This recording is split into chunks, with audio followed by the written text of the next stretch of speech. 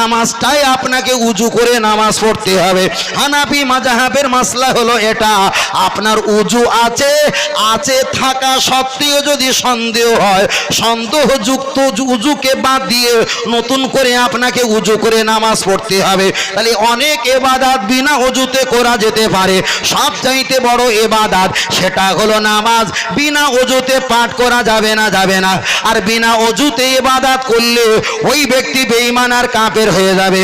আমি আপনার কাছে একটাই কথা বলছি বাবা, লক্ষ্য করে দেখা যায় হারাম হবে কাফের হবে না। হারাম হবে কাফের হবে না, ভুল কথা প্রমাণ করেন।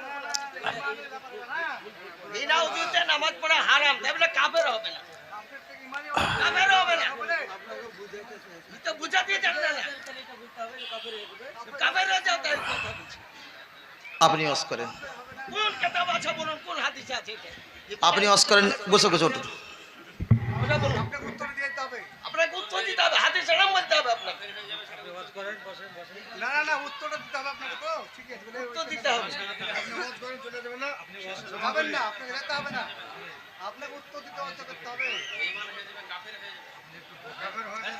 উনি তো লোকের সম্মুখে তো যে বিনা উচিতে নামাজ পড়লে কাফের হবে, আর হারাম হতে পারে, নাজায়েজ হতে পারে। কাফের হবে কেমন করে? আর দলিল দিতে হবে। ফাঁকেও না হয় কি আছে, কোনো সমস্যা নেই। যাবেন কেন এখন? যাবেন কেন? আপনি করেন না, আমি করব না, আপনি করুন। আপনাকে উত্তর দিতে হবে কিতাব থেকে। প্রশ্ন করেন আপনি।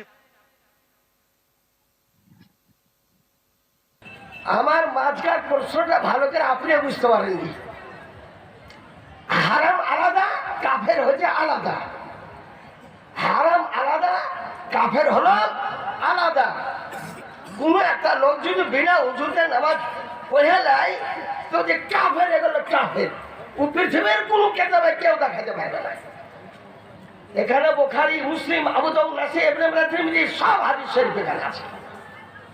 বিনা ওযুতে ও নামাজ পড়েছে, নামাজ পড়া হারাম হয়েছে, নামাজ পড়া নাজায়েজ হয়েছে, কিন্তু কাফের হবে না। যেখানে কাফের হবে না সেই জায়গাতে কুফরিয়াতে ফতোয়া দিলে যে ব্যক্তি কাফের বলবে, তার কুফরিয়াত তার দিকে ঘুরে যায়, সে নিজেই কাফের হয়ে যায়। যে মশলাতে কাফের নয়, দাড়ি কাটা 4 আঙ্গুলের কম, 2 আঙ্গুল হুচুম দাঁড়িয়েও তো হারাম। দেখো লক্ষ্য করে লাপো, 2 আঙ্গুল দাড়ি, 1.5 আঙ্গুল দাড়ি, 3 আঙ্গুল দাড়ি এরকম রাখা চলবে না। 4 আঙ্গুল 1 মুষ্টি রাসূলুল্লাহ বলছেন, ফতোয়া রাজাবে 10 খণ্ডে লেখা আছে 1 মুষ্টি। তারও তো অনেক বাকি। তো কি যাদের দাড়ি নাই তাদেরকে কি আমি বলে দেবো তুমি একটা হারাম কাজ করছো মানে কাফের? মিলাদ করলে আর মিলাদ করা যায়, ওর জন্য দোয়া করা যায়, ওর দান দেওয়া যায়। শিক্ষা দিতে হবে জি এরকম।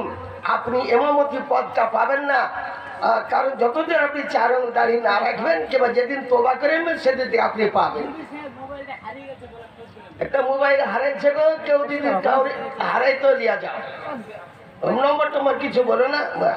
ঠিক আছে মুসলমান, এবার আমি আপনাদেরকে আরজ করব, আবেদন করব যে শেখ সাদী রহমতুল্লাহ বলেছেন, হার বেশা খালি মাবার